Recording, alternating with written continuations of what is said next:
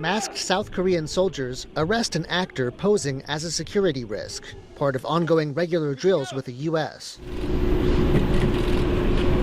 With backup from robots, drones, and firefighters, the day is saved. The simulated terror incident at Seoul's Lotte World Hotel is foiled.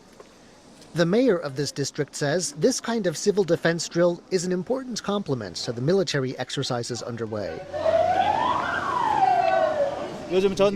These days, wars don't have clear front lines and rear areas, and such warfare and terrorism can occur in everyday life, as we've seen in the Ukraine crisis.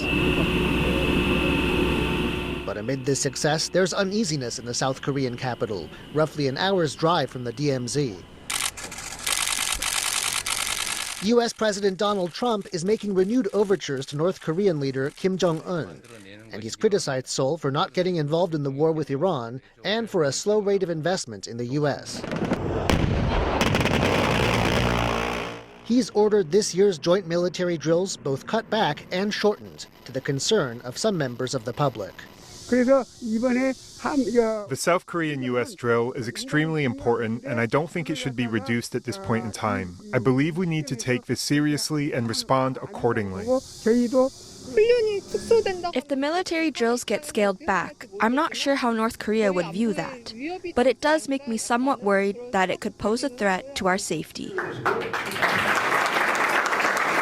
In Washington, Trump says his decision and his push to meet with Kim Jong-un as early as this fall is good for regional security. I just got along with him very good. We had great meetings. We speak. And I think our nation and I think other nations, frankly, whether it's Japan or South Korea, they're a lot safer if I'm president than if somebody else is president. Now, I didn't like the fact that we're doing these massive military exercises really against North Korea. How far Trump's olive branch will get him is unclear. Kim Jong-un's sister, Kim Yo-jong, says the U.S. is still hostile to North Korea, and that Pyongyang sees no point in commenting on the cutback to the joint exercises. She also says she doesn't know of any communication between her brother and Trump. Still, Trump's pivot away from a longtime U.S. ally has other regional partners alarmed. And it comes just as South Korea welcomes China's Foreign Minister Wang Yi for the first time since 2021, a further step in a diplomatic thaw between the countries that began at the start of the year. Wang's already met his South Korean counterpart, Cho Hyun, who had this to say. Our president recently laid out a blueprint for peaceful coexistence on the Korean peninsula.